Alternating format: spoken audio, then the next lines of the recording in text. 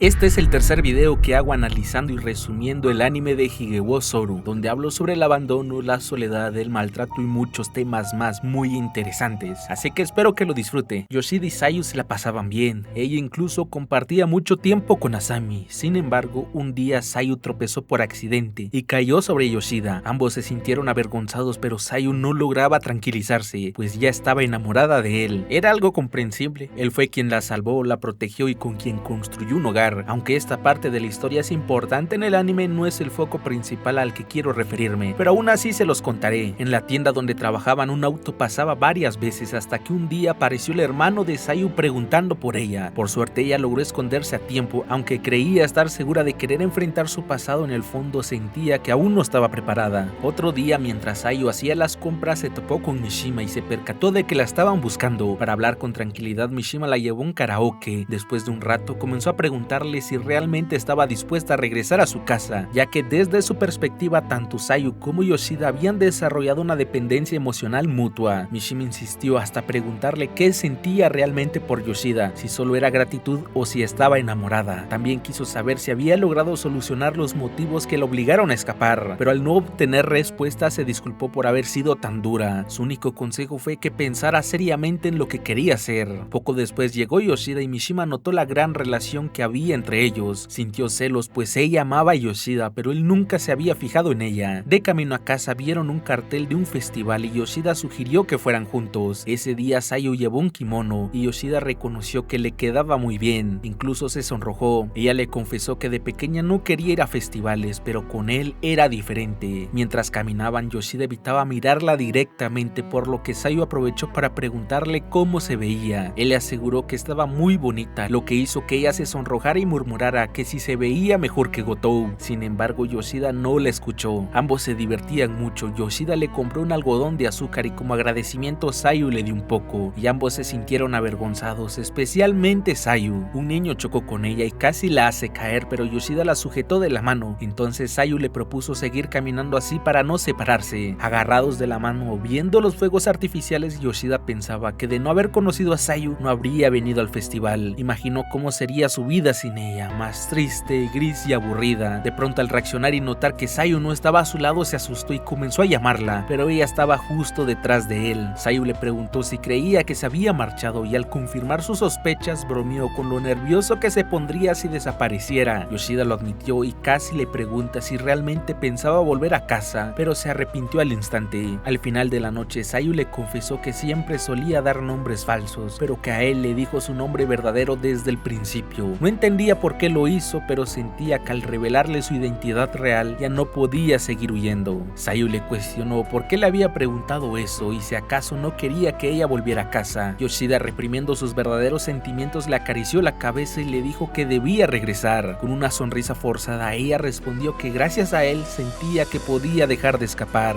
Luego ella le preguntó si él habría recogido de no ser un adolescente y ella misma aseguró que sí. También le preguntó si se hubiera acostado si encontraba a una oficinista y ella misma concluyó que no lo habría hecho. Sayu quiso seguir hablando, pero se detuvo y sugirió que era hora de volver a casa. A la mañana siguiente alguien tocó la puerta. Al abrir se encontraron con Isa Ogiwara, el hermano mayor de Sayu, quien venía a llevársela de vuelta. Él le pidió que regresara, pero Sayu decía no estar lista. Su hermano le gritó que hasta cuándo seguiría siendo infantil. Le reclamó por haber cortado contacto con él y por encontrarla ahora en la casa de un desconocido. El hermano le advirtió que Yoshida podría tener malas intenciones, pero Sayu lo defendió, pidiéndole que no lo usara como excusa para regañarla. Más tranquilo, el hermano preguntó si había una relación indebida entre ellos dos, lo cual negaron instantáneamente. El hermano le agradeció a Yoshida y dijo estar preocupado por ella, incluso mencionó que su madre también lo estaba, pero Sayu le gritó que su madre nunca se preocuparía por ella y él no lo negó, simplemente le dijo que al menos la estaba buscando, pero Sayu le pidió que le contara la verdad. Él les contó que desde que Sayu se fue, muchas personas habían ido a su casa. Como la madre no quería un escándalo, los echó diciéndoles que Sayu no quería salir. Todo eso provocó que en la escuela pensaran que la tenían encerrada. Lo único que querían era que Sayu aclarara las cosas, únicamente pensaban en el qué dirán, algo que Yoshida recalcó al decir que no les importaban los sentimientos de Sayu. El hermano no negó que no había pensado seriamente en los sentimientos de ella. Él insistía en que debían volver, pero Yoshida le pidió unos días más para que Sayu pensara bien las cosas. Sin embargo, el hermano pidió hablar a solas con ella. Sayu se disculpó, pero Yoshida entendía que la situación los tomó por sorpresa a los dos. Sayu se lanzó sobre Yoshida, estaba asustada y le confesó que sabía que debía regresar, pero que ahora tenía mucho miedo. Yoshida admitió que él también estaba asustado, pero la tranquilizó y le dio ánimos para hablar con su hermano. Yoshida se decía a sí mismo que esto era lo mejor, puesto que el plan desde el inicio era que Sayu volviera a casa. El hermano le dijo que su madre había estado inestable desde que ella desapareció y que incluso le llamaba siempre para saber si la había encontrado. Sayu le contó que huyó porque sufría, pero que aunque llegara a cualquier lugar el sufrimiento era una constante hasta que conoció a Yoshida. Él le hizo entender que había cometido errores y todas las cosas importantes que había perdido. Tenía claro que debía volver, pero no quería hacerlo hasta entender que había aprendido tras haber pasado por tanto, y su hermano le dio una semana para que lo pensara bien. Luego Sayu llamó a Sami porque quería contarle algo importante, quería decirles toda la verdad, y presten atención a la siguiente parte porque es sumamente importante. Sayu y su madre nunca tuvieron una buena relación y por eso en la escuela nada la motivaba, ni los estudios ni tener amigos, eso le daba igual. Todo cambió hasta que conoció una chica llamada Yuko. Las dos no encajaban en la escuela y se volvieron buenas amigas. Sayu comenzó a disfrutar el tiempo que pasaba con Yuko y cada vez era más feliz, hasta que un grupo de chicas empezó a acosarla. Sayu la consoló y le preguntó por qué le hacían eso. Yuko le contó que había una chica enamorada de un joven del equipo de baloncesto al que Sayu había rechazado y por eso se desquitaban con ella. Sayu no entendía por qué no se desquitaban directamente con ella misma, a lo que Yuko le respondió que al ser bonita con solo estar de pie lucía genial y pasara lo que pasara nunca la verían como la mala. Yuko seguía diciendo que ella era desabrida, fea y sosa y que era raro que estuviera con alguien como Sayu, pero Sayu le gritó que no era cierto. Entre lágrimas le decía que ella era su primera amiga. Sin embargo, las cosas fueron de mal en peor. Le arrojaron agua fría a Yuko solo porque un grupo de chicas odiaba a Sayu. Ella quiso confrontarlas, pero Yuko no la dejó. Sayu le aseguró que nunca la traicionaría y que lucharían juntas. Yuko, destrozada, lloró en los hombros de su única amiga. Sayu creyó que todo saldría bien si permanecían juntas, pero la realidad fue más devastadora. Un día durante el almuerzo Yuko estaba al borde de la azotea. Sayu quiso ayudarla, pero Yuko comenzó a contarle que fue en ese lugar donde se conocieron. Le confesó que pensaba que Sayu era una chica hermosa y que poco a poco comenzó a admirarla, razón por la cual se le acercó. Al conocerla se dio cuenta de que era una joven amable, atenta y con una linda sonrisa. Sin embargo, Yuko sentía que lo había arruinado todo, pues ahora se burlaban de Sayu solo por estar con ella. Le gritó que eran diferentes y que Sayu podía brillar más, pero que al acercarse le sentía que la había arruinado. Le dijo que ya no sonreía como antes y que ahora estaba triste por estar pensando en protegerla. Sayu le respondió que eso era normal porque eran amigas. Yuko le agradeció y le confesó que sentía que eso era lo más doloroso, y antes de terminar con su vida le aseguró que nada de esto era su culpa y que siempre debía sonreír. Después Yuko saltó y se quitó la vida. Sayu, en estado de shock, se levantó y vio el cadáver de su única amiga. Los reporteros llegaban a molestar a la casa de Sayu, pero era su madre quien los echaba. Sayu quería hablar con ella, pero su madre le gritó que todo había sido su culpa y le pidió que dejara de causarle problemas. Sayu se disculpaba, pero la madre seguía cuestionando por qué los culpaban a ellos por el suicidio de alguien más. Decía que su hermano siempre se esforzaba mientras que ella siempre era un problema. Incluso llegó a preguntarle si ella había matado a Yuko. Sayu, enojada, le dijo que se fuera al diablo y le gritó que nunca haría algo así. Le gritó que acosaban a su mejor amiga por su culpa y que ahora estaba muerta. Le dijo que jamás entendería cómo se sentía. Después de eso, Sayu decidió irse. Su hermano trató de detenerla, pero ella no quería saber nada de su familia, por lo que él aceptó que lo mejor era que se alejara de su madre por un tiempo. Antes de que se fuera, su hermano le dio dinero, le dijo que se quedara en buenos hoteles y que lo llamara si se sentía en peligro. Le dijo que sabía que había sufrido mucho y que descansara un tiempo. Sayu creyó que sería libre, pero fue lo contrario. El sentimiento de soledad aumentó y sin darse cuenta gastó todo el dinero. Se sentía sola y patética. Llegó a creer que la amabilidad de su hermano había sido solo lástima. Sentía que después de todo nunca le había importado a nadie. Sin percatarse, se volvió descuidada y fue cuando comenzó a acostarse con hombres a cambio de un techo bajo el cual dormir. Ya ni siquiera recordaba el nombre de la persona con el que tuvo su primera vez. Así el ciclo se repitió hasta que conoció a Yoshida. Ellos le agradecieron a Sayu por haberles contado su pasado y le dijeron que se había esforzado mucho hasta llegar con ellos. Sayu, entre lágrimas, afirmó que se había esforzado mucho y no paró de llorar hasta quedarse dormida. Luego Asami le preguntó a Yoshida qué haría hacía y él respondió que no podía hacer nada, pues no debía involucrarse en asuntos familiares ajenos. Asami le volvió a preguntar qué quería hacer realmente, no lo que creía que debía hacer, sino lo que realmente sentía. Aquí tenemos muchas cosas de las cuales hablar, pero vayamos despacio. Primero hablemos de Sayu. Se nos cuenta que Sayu siempre tuvo una mala relación con su madre, y esto se explica más adelante, pero lo importante es el efecto que tuvo en ella. Sayu estaba sola, se sentía lastimada, herida, no había sentido amor, lo único que conocía era el desprecio de su madre y la indiferencia de su hermano. Por eso se aislaba de los demás, prefería estar sola, ya no quería ser herida y no podía conectar con las personas porque siempre pensó que ella era el problema, hasta que llegó Yuko.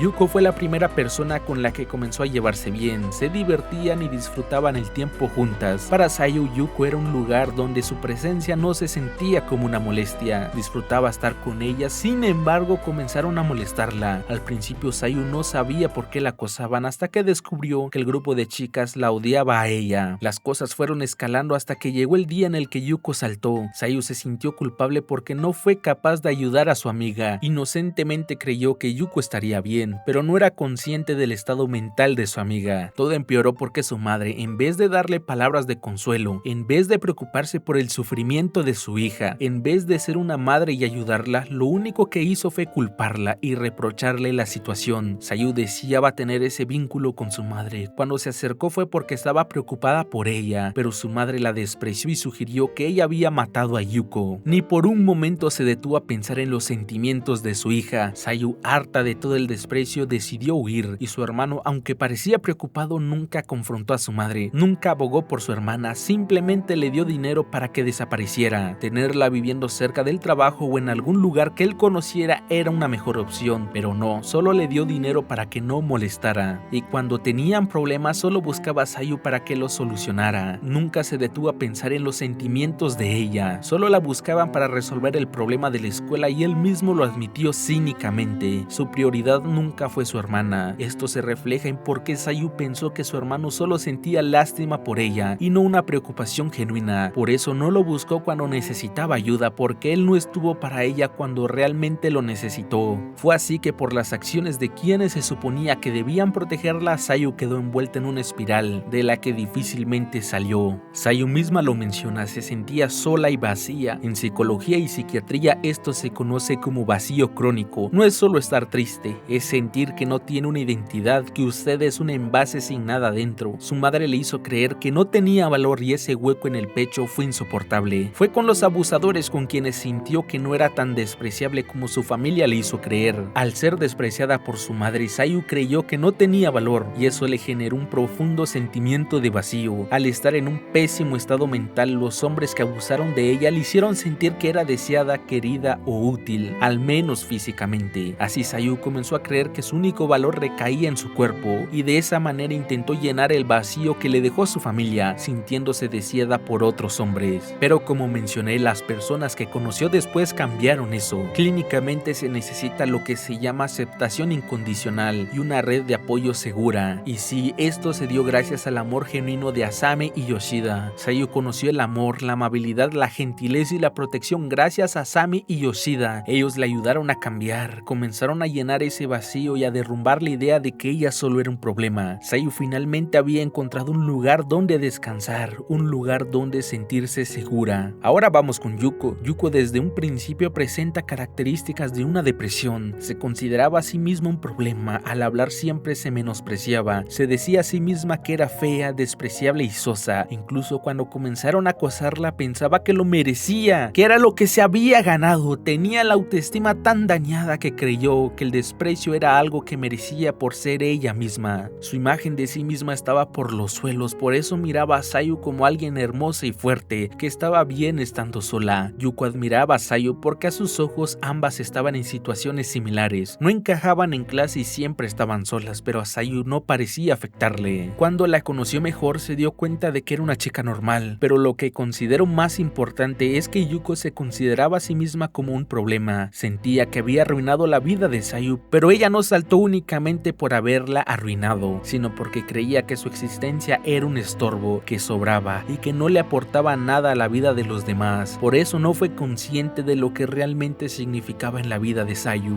Y no solo eso, Yuko también también fue víctima de negligencia por parte de su familia. Alguien no llega a ese estado mental si tiene a quien lo escuche, lo entienda, le dé amor y trate de ayudarlo. Yuko probablemente estaba sola. Todos sus problemas se fueron acumulando hasta que llegó el día en que no pudo más y decidió ponerle fin a su sufrimiento. Yuko tenía depresión, baja autoestima, se sintió sola durante mucho tiempo y sufrió bullying. Todo eso se acumuló y finalmente cobró factura. Podría hablar más sobre la madre y el hermano de Sayu, pero eso lo haré al final, cuando terminen de contarnos todos los sucesos. La siguiente parte es un video exclusivamente dedicado a los Toyoko Kids, que saldrá 3 días después de este. Ese video no habla sobre un anime, habla sobre la vida real. Así que dele like y suscríbase para no perdérselo, o puede unirse a los miembros del canal, eso me ayudaría muchísimo. Por favor, amigo, necesito dinero. Y sin nada más que decir, recuerde que lo quiero y no olvide bañarse. Hasta la próxima.